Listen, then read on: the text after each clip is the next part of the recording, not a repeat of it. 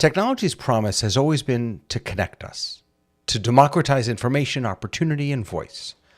But while we have sat around debating whether AI can write symphonies or run our homes, millions still lack access to reliable internet, digital literacy, or even basic devices. The digital divide, once about access to computers, has evolved into a complex web of inequities involving affordability, infrastructure, education, and trust.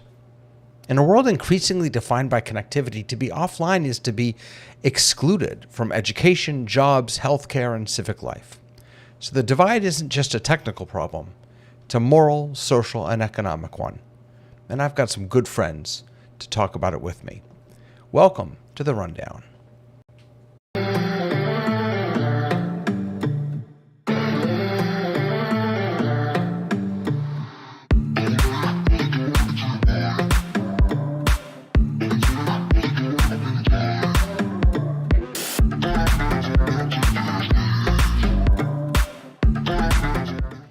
Hello, good afternoon, good morning, good evening. What's wrong, Dave? We're fine now. Well, you were echoing before because there was a delay of about 4 seconds, and we heard you saying things and then saying them again, and we figured the YouTube was up on your system or something. So I don't think so. Nobody else had speakers on. Am I echoing? Is anyone No, you're hearing fine me? now, actually. You came back fine. Now we're beautiful. And Well, we there also you have an go. Additional, Sorry another about person that. has joined us. I apologize if I was echoing, but you know Or it who's might not be echoing? Sky, you know? You know who's not echoing? Dave. Dave's not echoing. Hi. No, Hi, I'm Dave. How you doing? not.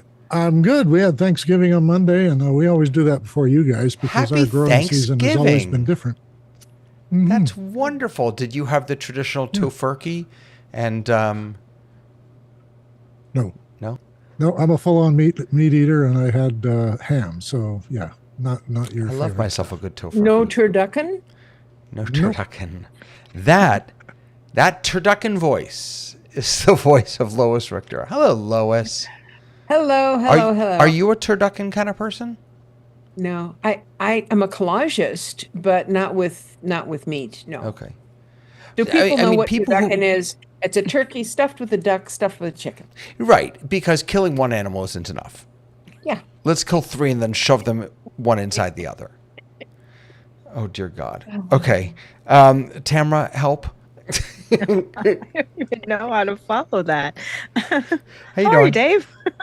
I'm good. Our YouTube audio is fine, by the way, just so everyone knows. Vic is reporting back from Amazing. YouTube. Thank you, Vic. You doing well, Tamara? I am doing well. Good. I Hanging in. am especially excited to have Tony here with us tonight on this panel because this has been sort of your sermon on every one of our shows, and it is deserving of its own time. So I'm really happy to have you here, Tony. How are you? I'm fine. Happy to be here. Looking forward to this conversation. Fantastic. So am I. And look who else is here. Mr. Sky Gleason in his library doing everything on his iPhone. Very impressive. I am pushing buttons that are so tiny that my far-sighted I can't. This is an adventure. Thank you for letting me experiment in a safe, nurturing, loving environment where I can fail forward with friends. I'm a 3F kind of guy. But you know what? It's worth celebrating how good you look and how good you sound with just a phone.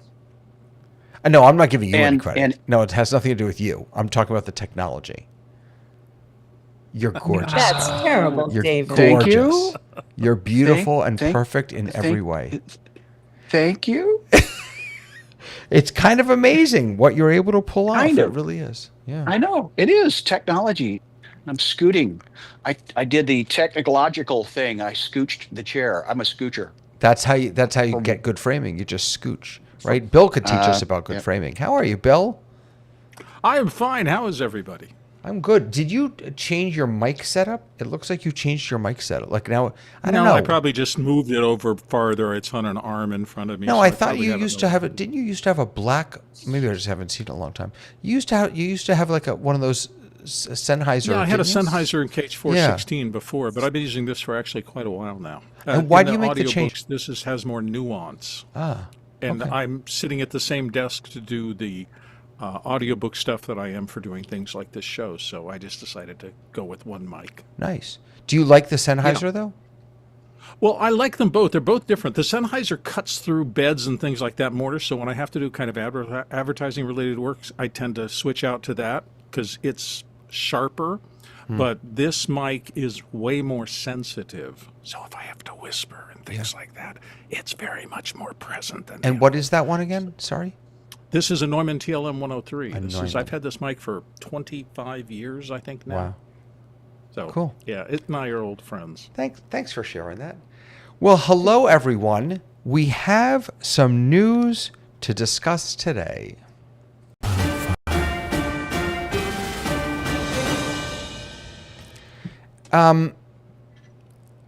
Sometimes technology is frustrating. Let's just acknowledge that. Sometimes it doesn't do what we want. Sometimes it breaks.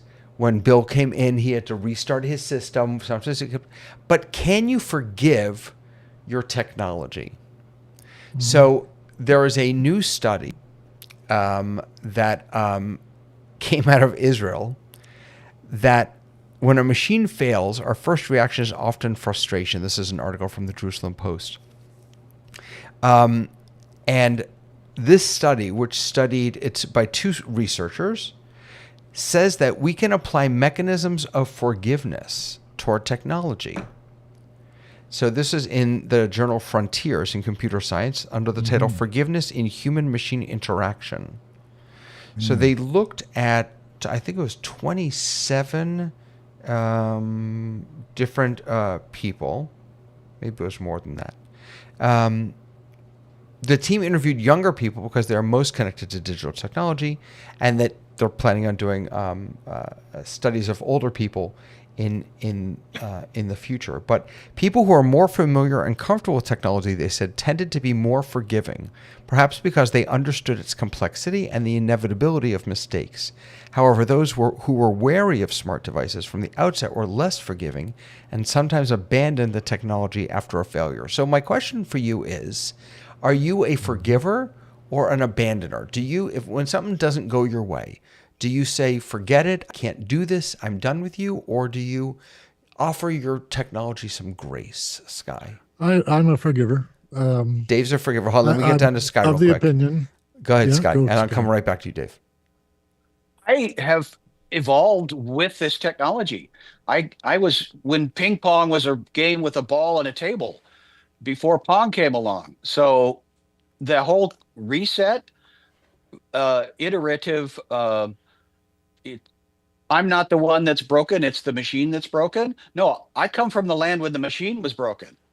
Yeah. So yeah, I get that being able to forgive it. But I have sat at an edit suite, and when the equipment goes down, the producer that sat behind me thought it was me. And it's like, because you can't blame your equipment, right? Yeah. You're a professional. But the marketing guys sold the equipment, and the engineers guys were so far behind in making it work that I was the one that was stuck in the middle with me. It's like, oh, it's horrible. I think it's harder also as technology gets better because we are promised perfection. We're promised, 99.9% uptime. We're promised that AI will get it, will do magical work for us. And then when it doesn't, Of course, when it's not able to perform a simple task, it's really frustrating. Dave, go ahead. Well, we have relationships with our technology, and we like and dislike them. And I mean, I love my car. I have strong feelings about my toaster. I love my home. My home is my technology. It keeps me alive. So we have relationships with all of our tools, and we like some more. There's a saw you have, and it never really cuts the way you thought, and you should have bought a better saw. I developed a wonderful relationship with my first Mac. And I think a lot of people did when they came across the Mac. They just sort of, like they often say, I fell in love with it and its capabilities and that sort of stuff. The other thing I developed, and it was over many years of working in production studios, when I had my own studio, which I was in charge of, I didn't own it. I would go into the control room and address all the machines. And I would talk to them about what we're going to do today. And I'm going to be relying on you guys to be right on time and ready for me. And when I make decisions, you'll have to wait me out. And I would have a wonderful day. If I didn't address all my machines, they would disrupt. They would have something wrong. A connection would be loose or whatever. And I always made it a point of that. Now, the reason I got that is actually from my wife, who is a Jungian analyst. And Carl Jung used to go into his kitchen and address all of his pots and pans before he began to make a meal so that they would cooperate with him and he would cooperate with them. It wasn't that he gave them any kind of personality or anything. He just knew that they need to know that I'm on their side and then that we're working together on this thing. So that's my reaction to the forgiveness thing, because I see my computer as something that I demand something from. And like my child, I have to know that it can't always do that. And so I don't blame my child for failing at something or not doing it the way I think, because he's still learning. So my machine evolves, and I still have a great passion for it, and I have a passion for using it. But forgiving it, easy, just easy. Some of It's my a tool. happiest moments are when I find something that AI doesn't see, and I say to it, "But isn't this true?" And it says, "You know what? You're absolutely right. Good catch. Thanks for teaching," or something like that. And it makes me feel like, oh, okay. You're allowed to make mistakes. But David, I'm allowed to make that mistakes. explains so much, because I would work in television studios that the equipment would fail until the engineer walked in. Right. And then the equipment will be perfect until they walked out again. Oh, their Right, best friend Bill? arrived. Yes. Taking Yeah. your car Lois, into did the you gas. wanted to jump in? The Go ahead. engineer. So you all have wonderful relationships with your tech. I'm a divorcee. If something doesn't work, forget that. I'll do it a different way. If I Really? get an app and it doesn't function the way it said it was going to, there's other apps out there. I'll That's just so go find it. unforgiving of you. They're not a human being, David. You don't have to forgive an app. You just have to find the author and say, you made this mistake. Brody says it's the relation. It's if the relationship isn't working, I just tell the tech, it's not you, it's me. It's not you, it's me. Go ahead, Bill. I can find very few things I can't anthropomorphize to the point where I talk to it as a person. I just think we're conditioned to that. I'm going back to like Disney movies that turned lamps into people. And, I think we've been conditioned on that for a long, long time. I will say that I remember listening to my sister. She worked in a law office in San Francisco for many, many, many years. And she was talking about frustration with computers many years ago. And she said the tech came in and the first thing he did was lay on hands to the computer.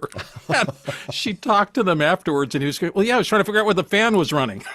Oh my gosh.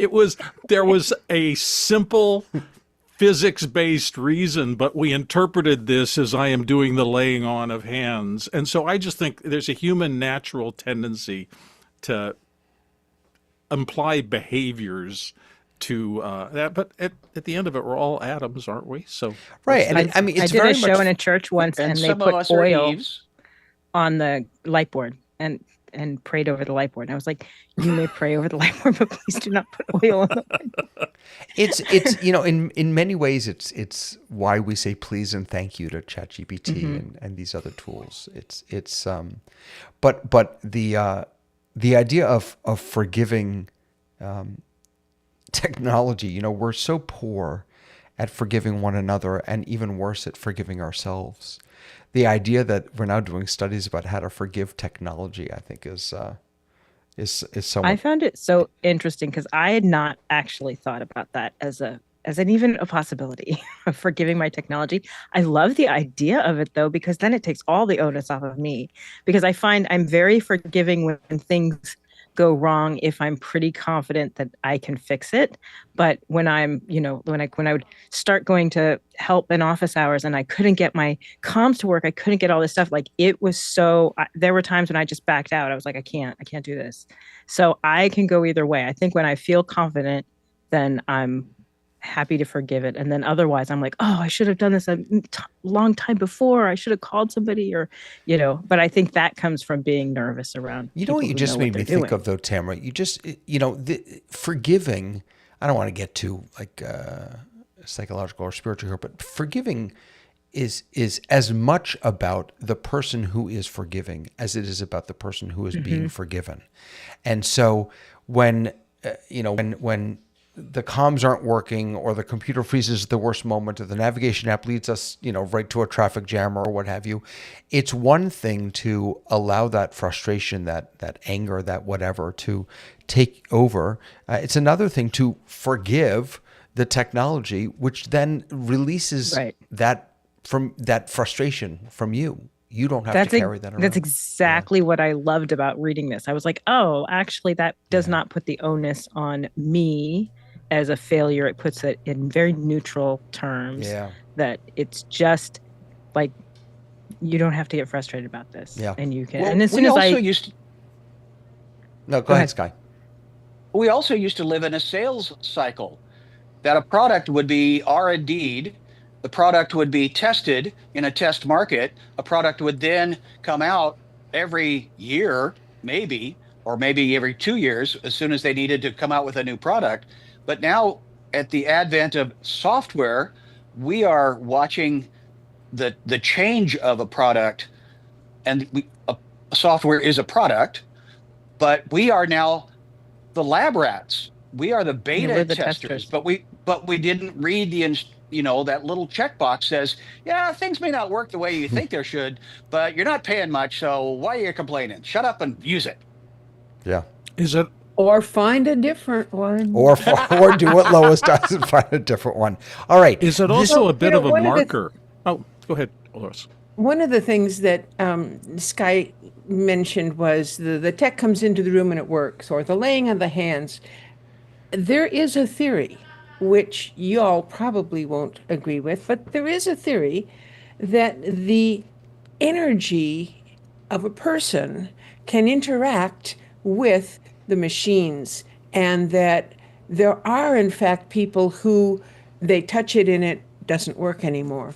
And I'm not sure how true that is. I mean, I've heard stories, but it hasn't happened to me. But if one believes that sort of thing, then praying to the machine gods is not unusual. Yeah. My wife cannot wear a watch. No, I can't. I can't have metal around my wrist, around my neck. It cuts off the flow of my energy. My husband My doesn't wife is believe I firmly have convinced I energy. scare computers. She thinks that mine does not work unless you walk into the room, and as soon as you do it, it starts behaving. I actually love when when someone asks for help with me and I walk in and it works. It makes me feel very powerful. Yeah. This is just a lovely from Vic. He says, great scientists revel in being wrong or something not working as expected because it means they're going to learn something new. Amen And for yeah, that. I love that. that's exactly what it is. All right, this is not on our news rundown, but I had to show this. This is the Zoom team winning an Emmy. I believe this was maybe last night or recently. In any case, there's our friends Andy and Jonathan and Brendan Idelson. Forgive me, I don't know the name of the fourth person, but just fantastic. That's awesome. And wonderful, and so proud of these guys. And what an honor! What a silly, crazy honor it is that we get to not only know them but play with the toys that they play with, and that they actually listen to some of the things that we say. It's all a little crazy and wonderful. So just Are these all AI generated people? no, these are the real people. These are the Nice real transition. I can people. avow they're very real. Yeah. Bill, this is a news story Yes. that you actually popped into our sort of Yeah. Discord. I don't know if you want to set the page. This is we could have seen this coming, right? Yeah, I think so. California is so intertwined in the entertainment industry. It's always been Hollywood, Hollywood, Hollywood. And so politically, it's been interesting. I guess both houses of legislature and Gavin Newsom, the government, signed it into law, a law that says that AI replicas of people have some restrictions on what you can do with them and things like that. And it has to do with whether or not you can clone something. Now, I guess in the fine print of this, it's talking about displacing workers. It's talking about taking somebody's persona and creating it and having them do other things, and how there should be laws preventing that. It does not say you can't create a non-attached avatar and then put that out there in the marketplace, but you can't suddenly do your avatar of a movie star and have them say anything you want without repercussions. That's kind of where I think it's going. Tamara, what do you think? So I think anything that protects actors is great. I also think that there's pieces of this legislator that I'm not sure does protect actors, because it protects actors in California and that drives business somewhere else. So I'm curious about how that works itself out. The other thing is, I really want, I don't want to discount this as unimportant, but I do think that the mass audience, when we look at things that involve actors, we only see like the high level actors and the high level production workers. Right. And so when we're talking about these things, it's very easy to dismiss, oh, those actors who are making so much money, when that is not what is happening. You know, majority of the actors do not make enough money in a year to qualify for their health insurance and to qualify for even, you know, the smallest salary. So it is important that we have legislation that protects people. I'm thinking this legislation is kind of allows or disallows for what I've heard is being done in some cases, where an actors come in, they've shot everything, and then they go in the back end afterwards in post-production and they go, hey, we need a line there. Great, let's just composite, not what is okay to do, which is take other pieces of the dialogue that they've already recorded that you already own and move it to a different place, but actually like reconstitute a scene or redo a scene. So I think that's what this is covering, which I'm all for that. I think that's great. I would love. Just real quick. So an actor is in a show, a movie, or whatever. They wrap shooting. After the fact, they realized, we need that line. You're against being able to use artificial intelligence to generate that line, even though the actor is in the yes. Okay. Because here's the thing, an actor is paid to come in and do pickup lines. So when you find out you're missing a line or you want to add a line to a scene, you bring an actor in for the day and we pay them a teeniest amount of money for them to do ADR. Okay. So one of the ways that you could, from a producing standpoint, go, hey, let's save some money. You know what we could do? We can just do this. Now, if we've already got the actor saying that, we can move that dialogue over if it fits, but you still have to pay. You have to pay actors, and so I think that's a lot of what this is talking about. Is that, and it also does have provisions for you can't use people's likeness after they've died unless they have left some kind of provision that is okay. So I think that is an interesting part of this. I think Sorry. If nothing else, I feel this is kind of a shot across the bow. I think that the government in California, because it is so involved in the movie business, is saying, hey, let's open up this discussion. Let's put it out there that this is a topic worth discussing. We're going to take it all the way to codifying it into a law and let the debate begin, because this is going to be massive across not just Hollywood and performance, but you know, if you give presentations for a living in the corporate world, why couldn't they just have you do one and then make multiple thousands of presentations with your avatar and not pay a penny for any of those? You know, that's the promise of Zoom AI companion avatars. What I thought immediately. That's exactly what they're selling, is not having to do the presentation 10, 20, 30, 100 times. Yeah. This is the tension we're living in right now with this AI generative stuff. It can displace theoretically almost everybody in a an amazing number of possibilities. Yeah. So Dave, I'm going to it's come to pretty you. dangerous. I want to say one thing, and that is that Tamara, you said something earlier that really, I fall into this all the time. When I think about actors, I think about Tom Hanks. I think about the huge names, and that's not what this is about. I mean, it is, I'm sure, but there are 99.9% of the actors are underpaid, and this is that's who these new technological tools are going to hurt.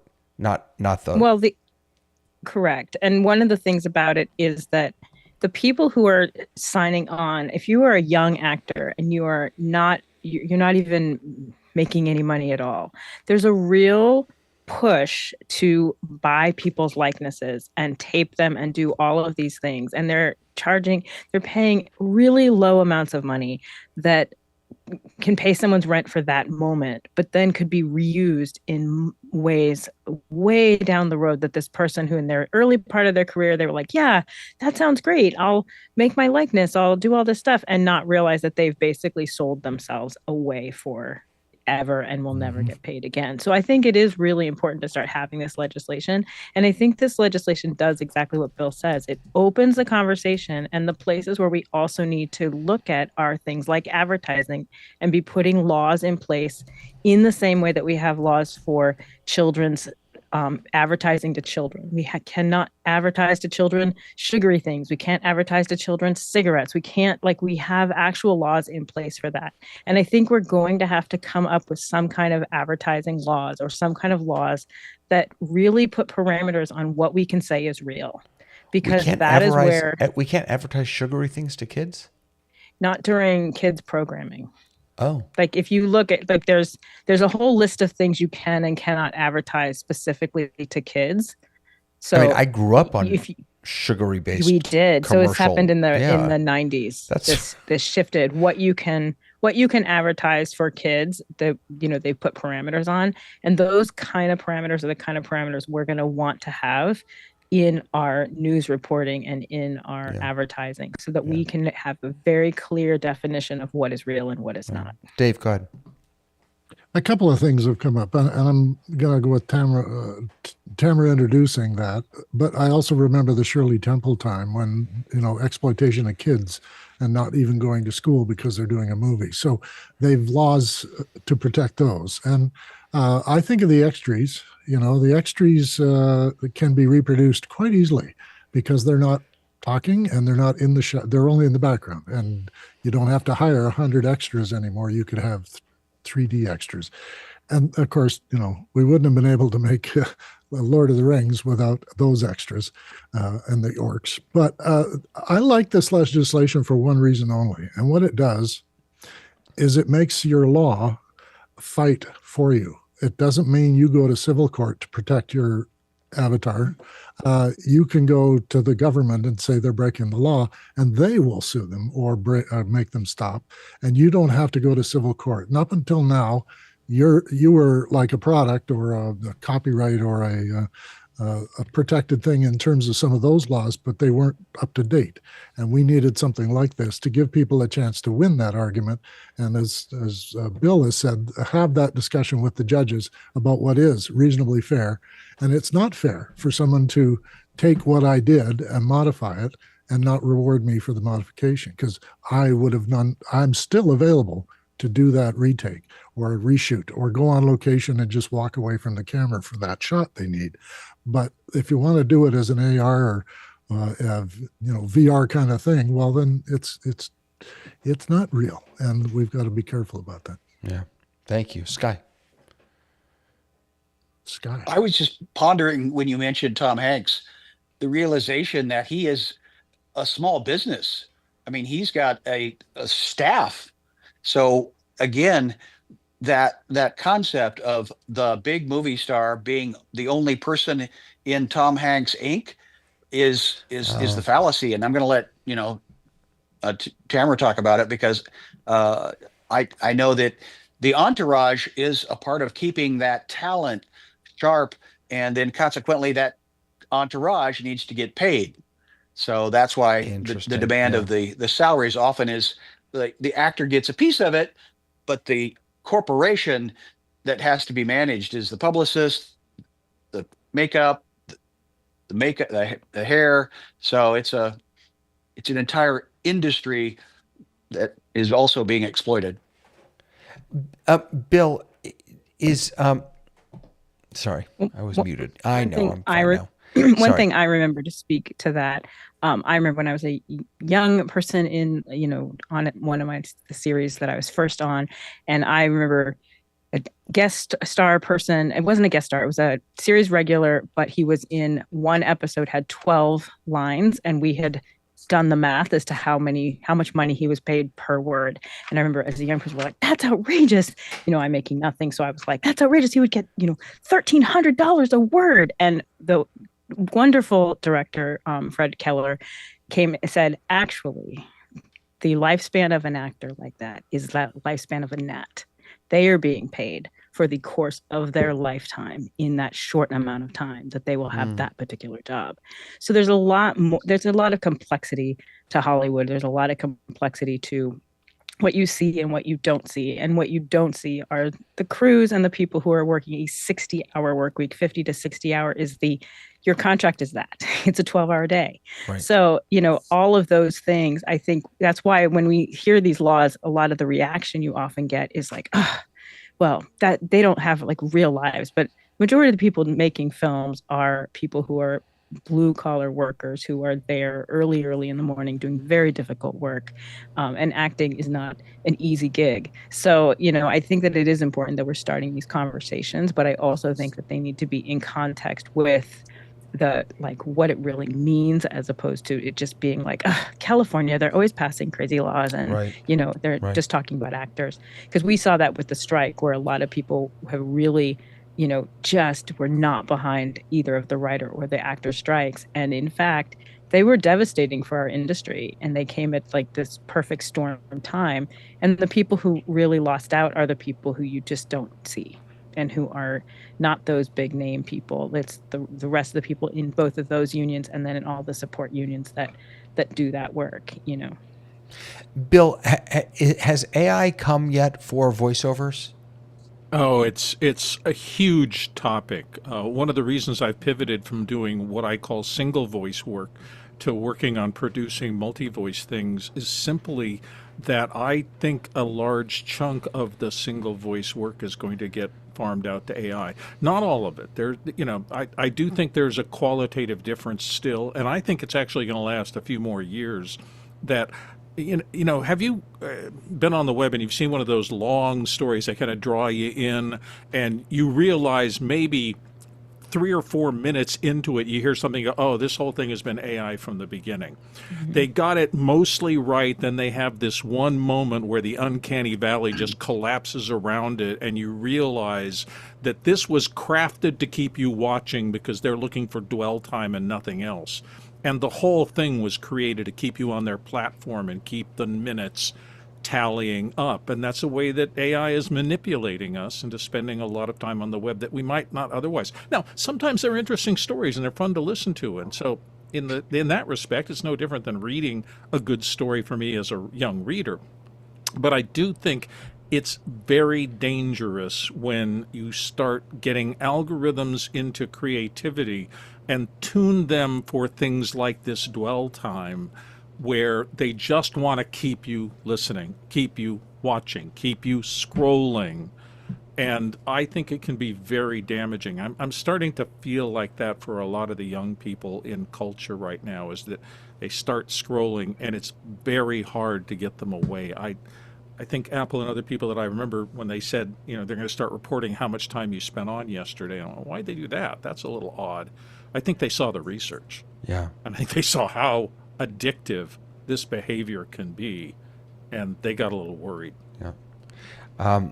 Vic is saying, in his opinion, AI performances based on real people should be handled and negotiated on a case-by-case basis until we move beyond the current nascent stages of AI. What do y'all think? Do you agree? No, I Certainly go a with that. defensible Sure. position. Yeah, absolutely. It's just so complicated and so difficult. We get so excited by the possibilities. I mean, you remember the first time you saw ChatGPT work for you and really take something that would have taken you an hour Yeah. and collapse it down into 30 seconds? Or Mid-Journey, where you just threw in a bunch of text and all of a sudden this beautiful picture came up that was as good as most of the fine illustrators of the past. And you went, wow! And it's taken a couple of years for some of the blush to come off that rose for me, and for me to understand that while the wow factor was huge for me, there's a very big set of questions that I'm confronting all the time now about how that's affecting me and what I do and everybody I know in the creative industries. It's just not simple. It's just not. I think there's a place for both, though. I think there's a place for being wowed by my time being not spent doing the same amount of things task-wise as I would have to do, or having an assistant that I can't afford to pay right now. That's amazing. But I also think that that when we're talking about acting and when we're talking about writing, even if AI is better, there will come a point where we have realized that we have given up our humanity to an appropriated source representing us. And that's to me a bigger issue. Great, AI is perfect. It sounds great. When they reiterated it, it's going to be amazing. Do we really want our stories to be told by people who are not, by things that are not human? And I think that that's something we should be thinking about now, and we should be understanding that the lifeblood that we have with real writing and real actors doing that work and real storytellers telling those stories is the humanity. And when you, even if AI gets to a point where it sounds like that same humanity, do we really want our stories to be appropriated in that way? And I think the answer is no. Lois, what do you think? Well, when Mid-Journey first came out, and I was very excited, and I agree, it was kind of cool. But what I found is that I'm an artist, and I like making things. And so I jumped into Mid-Journey and I started making more and more and more stuff. But you can't just put something in and then it comes out and you're, oh, wow, and that's it. No. You got to keep reiterating and changing and modifying and trying it over. And I wasted so much time on something that was never going to be mine. It was never going to be real. I mean, it was not a work of art that I was going to, print out and frame and put on the wall. And so I think that's the risk for a lot of the things that we have is spending time on things that don't actually produce good stuff in the end. So the writers, I'll read Ursula Le Guin. Right. I do kind of feel the same way about a Jackson Pollock, but okay.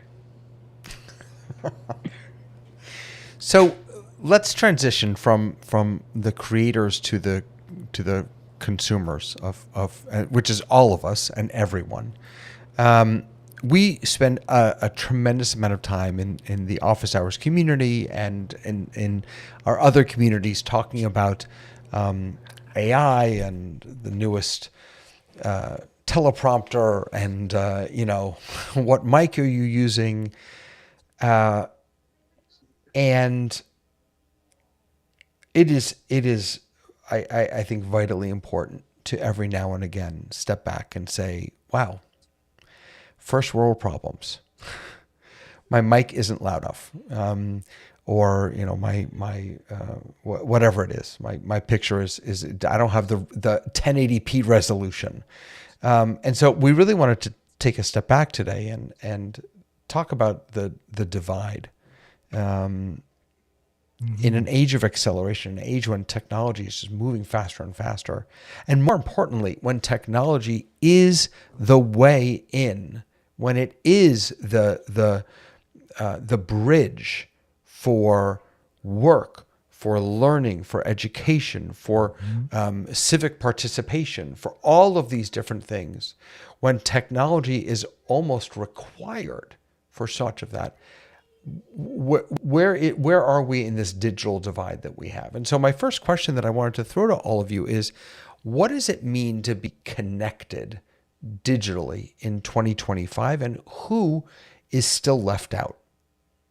And we could talk both here in America, or well, I shouldn't say here in America because we have Canada here also, but in North America or globally, who is left out? Who's on the other side of this divide that we really haven't been speaking to in the past 51 episodes? Lois, go ahead and unmute. I think that we have a number of different people and communities in that don't have part. Part of them, a small part, are people who don't want to be digitally connected, who are, I don't know, using horse and buggies or whatever, but they're consciously choosing to avoid things. They're the people who say, okay, I've got a phone, but my kids are limited to 1 hour a day. That's the sort of reduced use that is intentional. Unfortunately, there's a lot of reduced use that is not intentional. And it could be because you are in a remote area, an area that does not have Wi-Fi, internet access. It could be because you are impoverished and you don't have the resources to get the machines and the tools and pay the rent every month to be connected. So I do think we have a number of different areas and different reasons that we have people who are not in the connectivity part. Right. And we're clearly, the goal of this conversation is not to really discuss those people who are choosing, although that's Right. a really valuable conversation also, I think. This is really about, so according to the International Telecommunications Union, 2.6 billion people, a third of the world's population, are still offline. They don't have access. And I'm not talking about high-speed access. I'm talking about access. They are not connected to the World Wide Web or to one another. And I think this is, and Tony, I don't want to throw you under the bus here, but I think what you've been really pointing me toward is not even those 2.6 billion people, but the many, many others in the richest country in the world and abroad who don't have good connection quality, who don't have good speed, who can't afford. And again, because technology is now at the core of education and civic engagement and all of this, this isn't just about the quality of your Zoom meeting. This is about how you can live and be productive in society. If you think of this as owning a car, when there are people who can't afford a car or don't have a car or whatever, well, they're in trouble. But if you are in a community where cars are not available much, like I'm thinking of big cities, well, you find out other ways of doing things. You make trolley cars, you get buses, that sort of thing.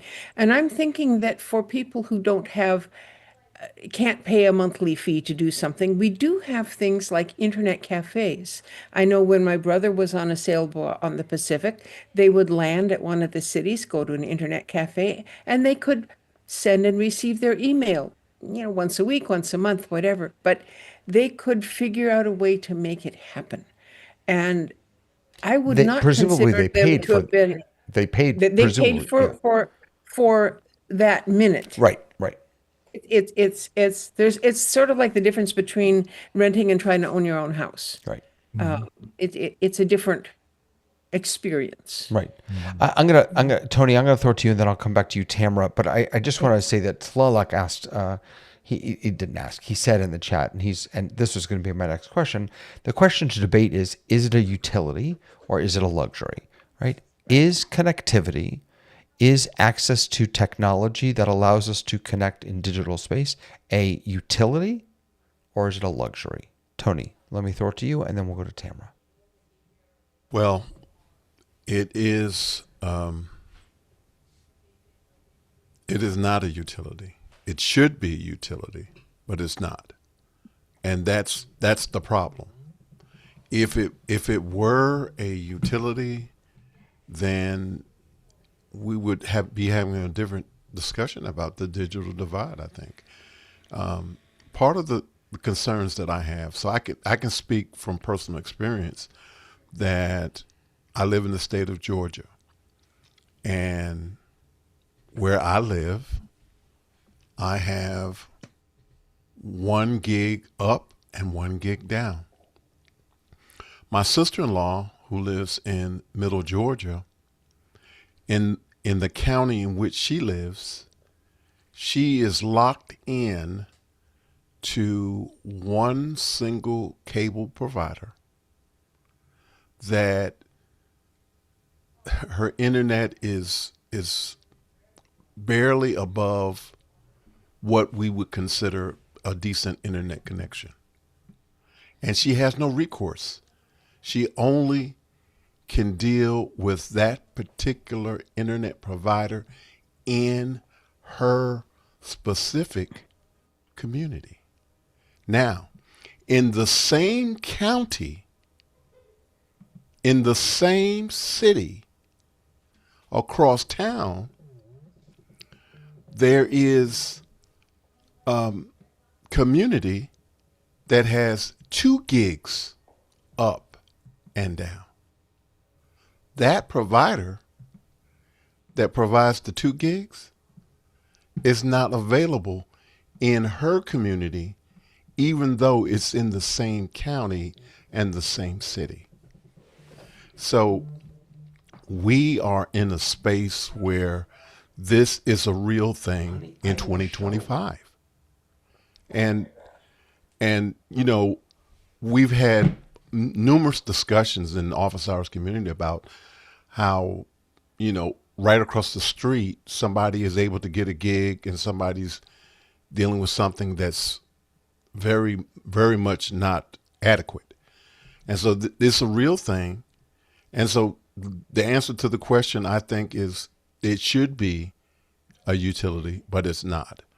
And things are not going to change as far as that's concerned. But as indicated in our really show notes, that's just part of the problem. There's other factors, the economic conditions, their education in terms of the use of how to use the internet.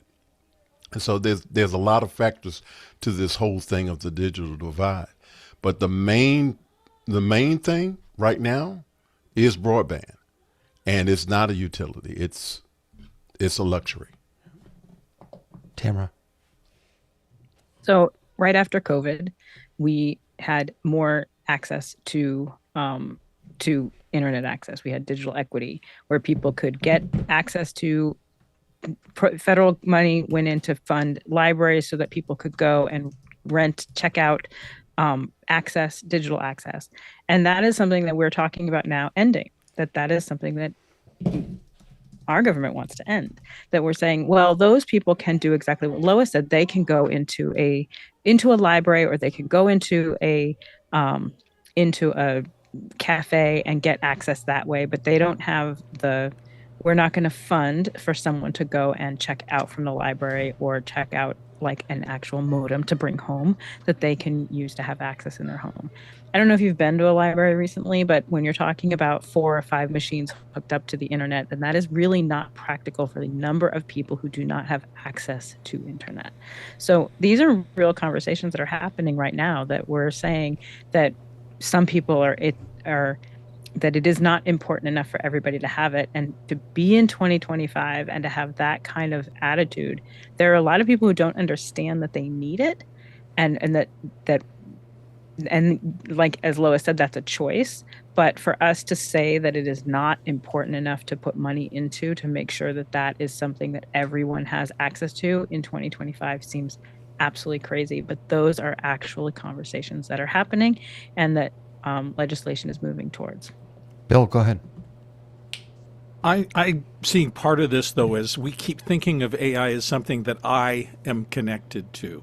And I do think it's bigger than that. I have a friend, Ian Anderson, in Australia. I've known him for a long time, and he just wrote another book. And this one is called, I'm looking at the title, AI and Creative Production. It's coming out in the beginning of next year. And he breaks AI down into three general categories in this. One of which, utility AI, Michael Chione's talked about. That's where I first heard about that. That's utility AI is just getting stuff done, right? It's the spell checkers. It's the things that really nobody really argues much about because it really does enhance human ability. He has on top of that and generative AI, which is the creative stuff, automation AI.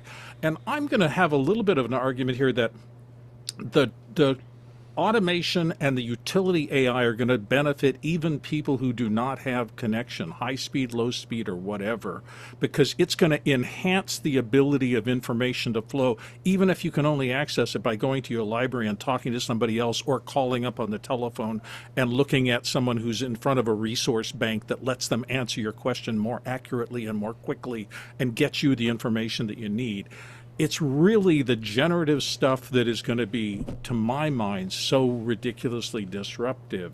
And what I think we all hope for is that these practical, pragmatic, utility type AIs continue to make the world an easier place to live in because they'll affect everything from what the nurse prescribes to you, what the doctors do, and everything else. And that could generally benefit everybody, even the poorest people in the poorest communities with a little phone doing diagnosis and stuff like that. That, I think there's a divide between that stuff and the generative that are knocking people out of work here left and right. It's my 2 cents. Dave. When I was looking your stuff over in the rundown, I noticed you used a term like barriers to participation. And that, for me, is a government policy statement. That's the government should reduce barriers to participation in all areas of how they vote, where you park, all that sort of stuff. The barriers I saw were a handicap, that someone has a disability and they're sidelined because of that. Skills and literacy, that's quite widespread. Having the skill to use a computer requires someone to sort of show you what's going on. Providers, we've talked about, so I won't. Location and its availability, I think that was very strong point by Tony. And reliable income is important if you want to have a permanent one. You've got to subscribe to some things and you've got to pay for that line all that time. And if you don't have electricity, all of this falls down. And there are parts of Canada that have limited electricity. We have enormous distances with nobody in them. And so it's very expensive to run a line, even a couple of kilometers. I've had friends of mine who live on acreages and they have 2 kilometers between their driveway and the line. And it's like $15,000 just to get a line put in. Is it worth that? Well, for them, if they run a business out of their home or they need to be connected, that's the luxury they have to have. But I'm on the side of utility. And then a question came to mind after reading all that stuff. I thought, haven't I heard in the past that there are still some states which have outlawed municipal internet? Yeah. And is that something we have to change? Up here, we have only 4 or 5 services, and some of them divide a city. I was in one. One side of the city had one company and the other side the other, and they generally had the same service, but it was always pricing competitively. In Amsterdam and most of the Netherlands, the government installed all the lines. They did it. Just every house got connected. After that, the competition was between providers, not between suppliers. It's like electricity. There's no competition where the electricity comes from. It's the providers that are charging you for it. So in those areas where you call it a utility, you can still have competition. You can still have profit, just as we do with water and electricity. We just need to make sure everybody's hooked up. So I'm into that. And I also, there's an angle here. Safety and health aren't always connected to online, but a community of people can be there for you if they don't see you online, or if you have a message that makes them think you've just had a stroke. I mean, we were talking the other day about the watch saving lives, and it has to have the internet to do that. You have to be connected in order for that to be helping you with your health. So those are some of the things that came to me when this subject came up. But I'm on the side of having it as a utility and giving everyone a chance to learn how to do it. One caution I'm going to give you, though, and I'm really strong in this because I am into media literacy. Uh, Digital literacy is not about learning to use the system. Digital literacy is knowing what it's doing to you. Right. Before I jump back to Tamara, I just want to bring in that E. Emmerich says, I agree with Alex Lindsay. Fiber to every house should be a mandatory utility. Tamara, what do you think? I think that I agree with that because there's more and more things that are happening only online. So I think if I had a doctor's appointment this week and I found out, so my doctor said, hey, we're going to be using AI to transcribe my notes. Amazing. I want you to use AI. I like AI. So it transcribes my notes.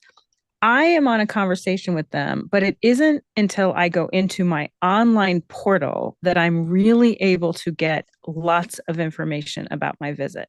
So in the past, I would just have to take notes, and that wasn't available to me. But more and more things are available only in digital spaces that are really important to people's lives and that are important to their health and that are important to their economics. There are certain bills you can only pay online. So when the world is now functioning in a way where it is mostly accessible online, then we have to think of it like utility in the same way that you thought of as the phone was your access to different businesses. So if things are going to be online and people can't, I think I was thinking about that as I was going through. I'm like, I have access to my test results. I know every single thing. I can thoughtfully ask questions. I can sit and really, understand my own health in a different way because I'm not waiting for things to come in the mail or things that, a lot of the stuff that I'm getting, I never had that in the mail. So people who don't have access to that, they do not have access to your doctor's notes, which are now done right away and they're put up online for you to access. So we're not talking about like fun things. And I think we can kind of reduce this to, well, not everybody needs to be on the internet. Not everybody needs to have TikTok. No, not everybody needs to have those things. But the things that are making our lives run and that are our health and our well-being, those are becoming more and more where you cannot actually talk to a human. You have to go to talk in a digital space. And if people don't have access to that, then they are not having access to large portions of their life. And it is making a have then an haves and have nots. And I think that's really important. Yeah, and that's why I think that in the same way that we're saying before, how it's gotten so much better, that technology has gotten so much better, and it's become so much more integrated into our life, that even 5 years ago, it was a very different conversation about equity or right. in access. Today, as you just said, it's a necessity. Sky and Lois, please, and Tony. Sky, Lois, Tony. How's that? That sounds great. I'm gonna say my piece, and then I'm gonna go as a volunteer, be a part of my people group that I volunteer at the top of the hour. What keeps coming to mind is at some point we had to put in an interstate system, a road system, and it was kind of a manifest destiny experience, and it cut cities apart. It did some real damage. So what I'm pondering, I guess, is I'm absolutely for the equity of ability and opportunity. And I saw that historically, why do we have, and check me on this, but I think every certain distance on a highway, you have to have at least a mile of straight road, because at the time that the interstates were being built, they were doing also a lot of things with airplanes, and they knew that was going to be the alternate place to land an airplane. And again, this is history. I don't have the details, but I'm also Really? concerned about, yeah. That's fascinating. Well, and what is the Autobahn but a way that particular chancellor was able to move the troops around throughout the country. He was trying to move heavy machinery quickly. So these are all historical details, but in the building of something, what is the cost I mean, I just was made aware in a journalistic fashion that outside of Memphis is a very large data center that is being powered by, well, circumstantially, since the EPA was basically eviscerated, there were entire systems put in and are now doing huge health damage to people in that region. And again, this is not emotional, this is factual. And at least the journalistic people that I was, learning this information from really did their homework and did their research and said the cause and effect of a thing does have consequence. And who is the benefit of that is a part of, a narrow uh, component or a broad component. So That again, like last week, I was kind of the Debbie Downer when I said, there are parts of the world that still don't have plumbing. Well, here I am again, pondering about this question right. of the value and then the consequence So is you're right. move fast to break things. No, I mean that's a really important piece of this is that let's say that fiber is run to every home as a mandatory utility. Everyone has access to AI, all these different things. There are serious and real consequences that will also be damaging to people. So it's very Well, much and this is why your job in what you do as a teacher, a trainer, an influencer of an ideal, an ethic, an ethos, is so critical. And this technology is just the vehicle by which that right, idea of helping one another is is useful. But again, you can kill somebody with a butter knife. It's not what a butter knife's made right. for.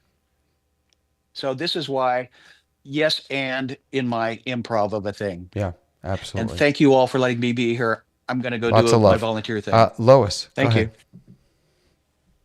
Oh boy, this is a topic that is so serious and so important, I think. And what I keep coming up with when I'm hearing all of you and all of these stories is, okay, how can we make it better? And one suggestion is make it a utility. Okay, that's fine, that's good. Until we get there, how can we make it better?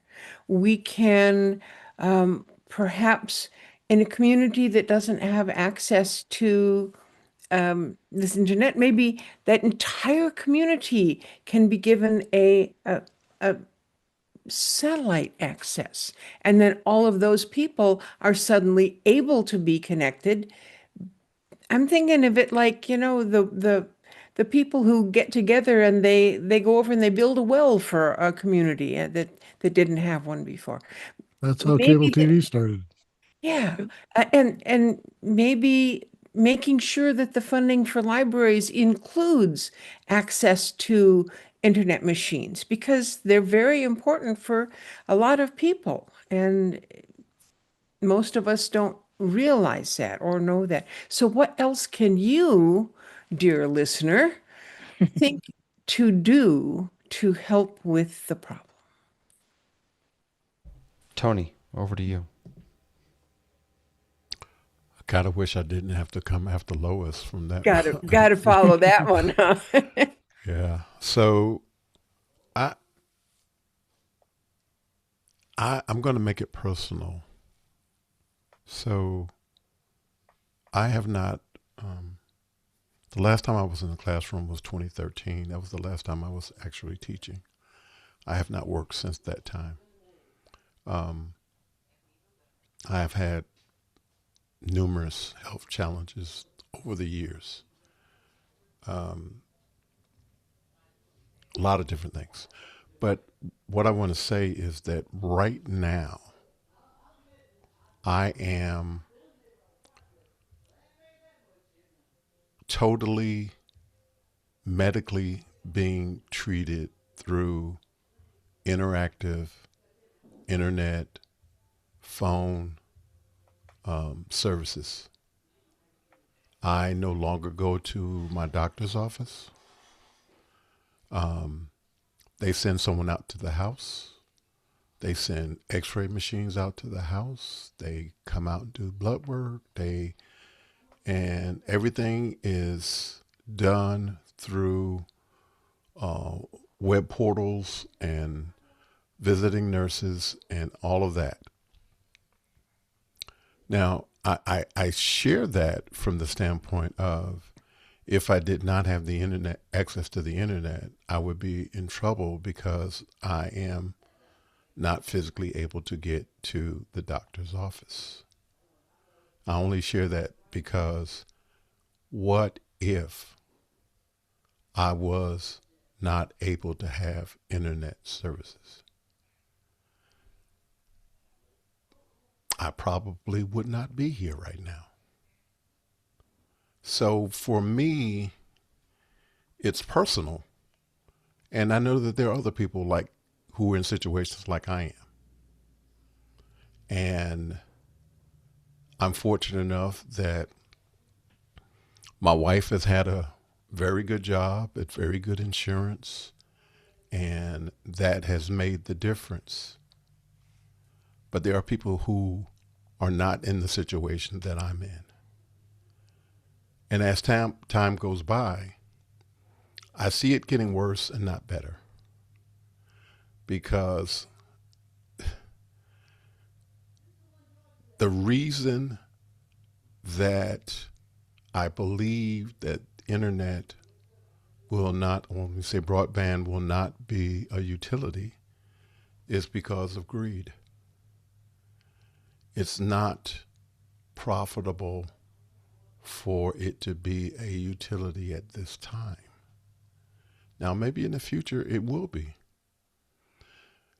So going back to the point that Lois was making, is that we probably need to encourage states, cities, communities to do the things that they did during the height of the pandemic. What was going on? So different schools were providing a school bus that would go into the neighborhoods, provide internet access so that students could do their homework. Things like that are things that we can do right now. So it's a matter of us talking to our city, our county, our community, our province, whatever it is, to ask them, can we provide these services for people who don't have access? But to think that somebody is going to actually volunteer to provide broadband to make it a utility, that's not the world in which we live right now. People are essentially, people who have the resources don't seem to be interested in their common man. So it becomes important for the individual people in the communities to reach out and support one another. And maybe I'm, in the fantasy land to even propose or even think that this is a possibility, but that's kind of where we are.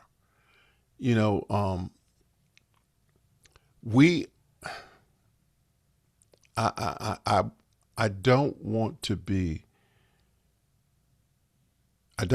be controversial, but I do think that there seems to be a lack of hope for the larger man in this world right now. And as I said, the way in which I think that we get through it is that we reach out to our community houses of worship, we reach out to our communities, and we ask them, what can you do to help? Because I think it's just the tip of the iceberg, because what the gap is widening. Yep. It's widening because there are going to be people that are going to be able to do all of these fantastic things with AI and be able to provide their children with essential things that will allow them to be producers and contributors to society. And then there are going to be people who are not able to be contributors, and that gap is widening. And I'm thankful that we're having this conversation tonight, because it's not something that people really want to talk about. It's uncomfortable. And we're just we're just in a place right now where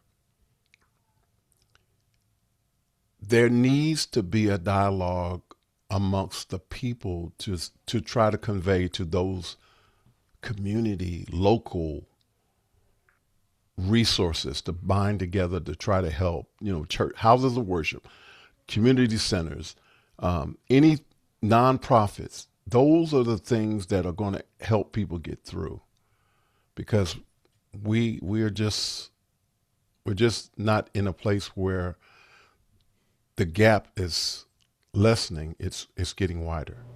Let me bring in a couple comments from YouTube. Vic is saying that it's not uncommon for third world countries to leapfrog landline connectivity and move directly to cellular. Now, with the promise of satellite connectivity, data access may be available nearly worldwide. And Beauty Bubble TV says, Tony is correct. We are yet unable to share our internet data or data bill credits with others in more need or more immediate need than ourselves. I continue to feel like we're sort of missing the boat. That we're not. Someone said before, I think Tamara said, that this isn't that it's all about the money, and that making access to the internet or technology, making that a right rather than a privilege, is not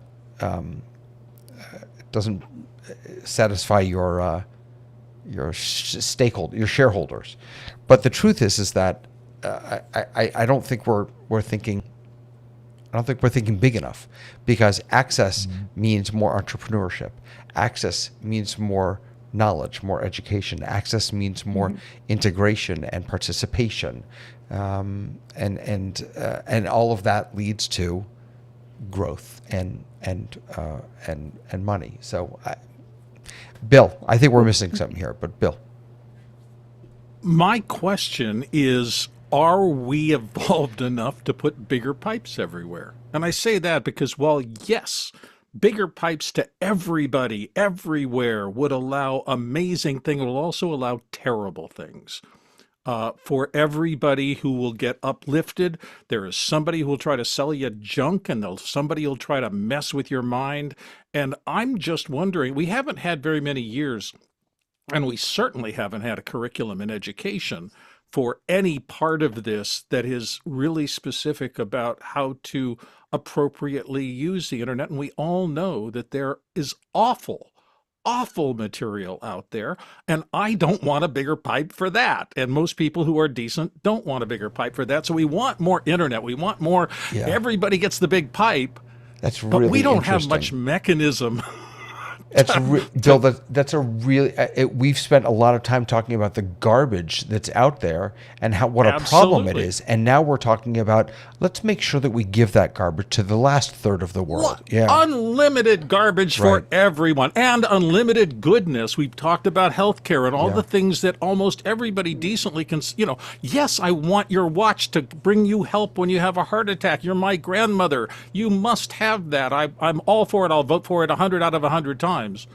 But suddenly the big pipe also does something horrific. yeah. And The are other, we but mature enough? the other Yeah, side but- of that, the other side of that is that that's true. But the other side of that is, it may be that child who was deprived of the internet that could have been the one to solve cancer. Right.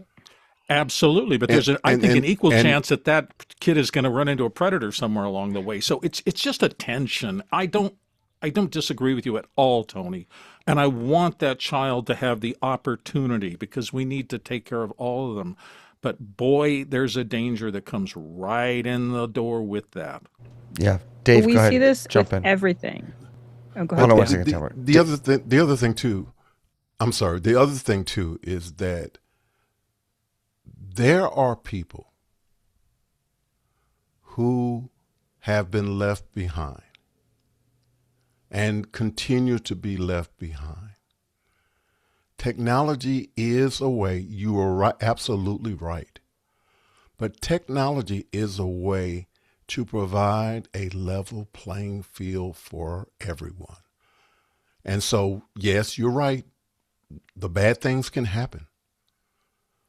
But it does provide an opportunity to level the playing field. And for those creatives that can help solve some of the things that we are dealing with, we're leaving them out. Dave, Tamara's and next. then I think we'll give Tamara the last word. Oh, okay. Hey, Tamara, you get the last word this time. Social ills, which is what comes with the territory, are never solved by technology. We have social ills as a result of the highway system. We have social ills based on what our energy needs are. All of these things have their balance, and it isn't something we should not do because it could be bad. We let children have dangerous scissors in their hand, and we teach them the right way not to hurt somebody else. So we have an obligation, to give access to everybody, and that's not a technological problem. That can be done. If you can build highways interstate, you can put fiber anywhere. Now, that actually happened in my province. They put fiber into every town. There are hundreds of towns in my province. They spent $800 million way back in 2005, and now we've had 20 years of fiber everywhere, and it's not a problem. The fiber is not the problem, it's the people on it. And it's the same with the driving is not the problem, it's the guy behind the wheel. So, or the nut behind the wheel, I think, if I get it right. So I think the social ills question is not what Tony's talking about. Tony's talking about equal access and let the chips fall, because there are going to be bad people who now have no access and they see an opportunity for exploitation, and that's their fault. That's their flaw in who they are as a person. And it may also be a product of their situation that they only see. I had the privilege, if not the strangest privilege, of dealing with lifers, the guys in prison who are there forever. They're not getting out. And they came and they worked with me. And they taught me something that I didn't realize lifers believe. But they think everybody is conning somebody. And this is the trouble they get into, is they think everything's a con. The prime minister is a con. The premier is a con. And what I was doing with them was somehow a con I was running. And it was a baffling thing for me because I don't see it that way. I'm a privileged white guy who was brought up in middle class, and I didn't have anybody taking stuff away from me, or my mom was not going to jail. So in the sense that the divide is there, it's not necessarily something we can't move out of the way.